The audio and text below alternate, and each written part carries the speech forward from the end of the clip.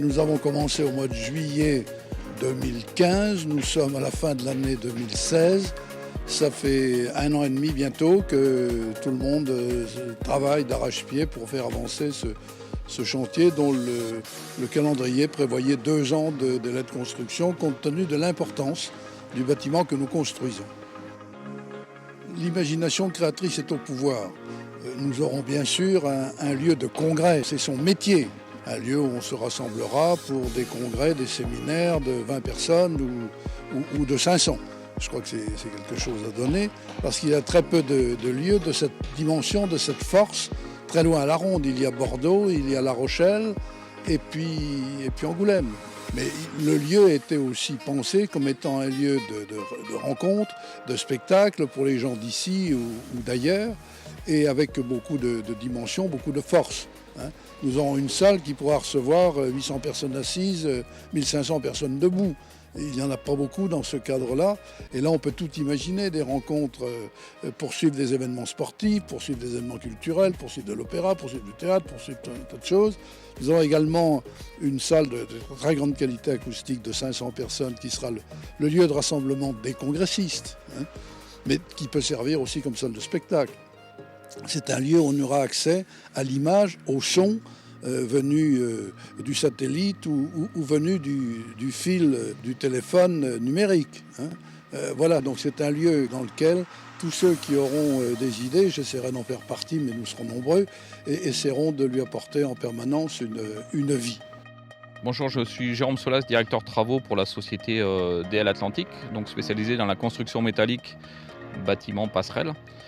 Sur le projet, nous avons réalisé la charpente métallique, l'enveloppe qui donne la forme au bâtiment, qui donne cette structure spécifique, entourant les ensembles béton et permettant de tenir la couverture et le bardage, c'est-à-dire l'enveloppe du bâtiment de façon à le rendre étanche. Donc la forme spécifique du bâtiment nous a contraints à étudier de façon assez complexe la structure pour qu'elle se tienne correctement vis-à-vis de tous les porte-à-faux qu'elle a sur sa façade principale. Donc on a une quantité d'acier assez importante, on a à peu près 400 tonnes d'acier pour faire la structure complète du bâtiment. Et tout ça se regreffe sur un noyau béton en plein centre du bâtiment et qui nous permet de tenir ces porte-à-faux dans son ensemble. Nous avons utilisé principalement de l'acier pour faire la charpente principale et donc pour une quantité sensiblement de 400 tonnes. Ça a nécessité 3000 heures d'études, à peu près 11 000 heures entre la fabrication et la pose pour notre société DL Atlantique donc, qui comporte une trentaine de personnes. Notre escalier monumental est spécifique par sa dimension. Il représente à lui seul un poids de 9 tonnes. Il part en pied, il est fait 2,50 m environ, il arrive en tête à 3,50 m. Et cette partie inclinée lui donne une stabilité assez complexe. Les porteurs principaux font une longueur de 14 mètres environ, avec une partie biaisée qui le rend instable. Donc nous avons dû faire des limons assez démesurés pour assurer sa rigidité et sa tenue par rapport aux normes actuelles.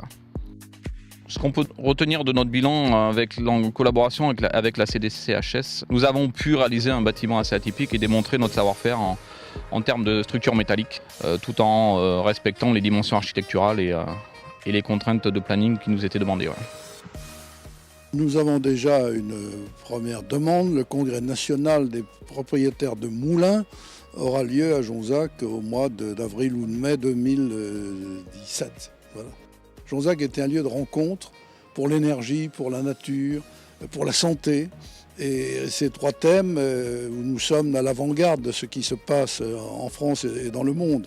En énergie renouvelable, ici, on n'a pas de leçons à recevoir, on ne peut qu'en donner.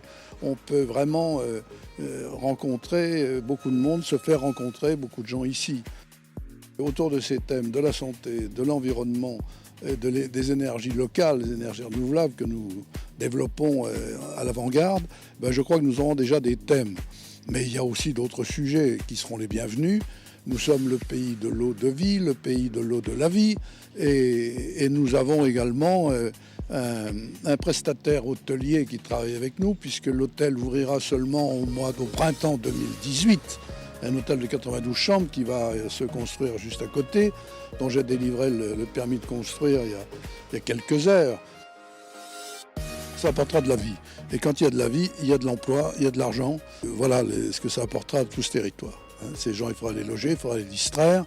Dans les Antilles toutes proches, qui sont à 150 mètres, il y a un casino pour les recevoir, il y a un cœur de ville d'une qualité exceptionnelle à Jonzac, et puis dans tout le périmètre, nous avons le vignoble du Cognac, nous avons quand même beaucoup de choses pour les congressistes et leurs accompagnants, parce que c'est ceux-là qui sont aussi très importants.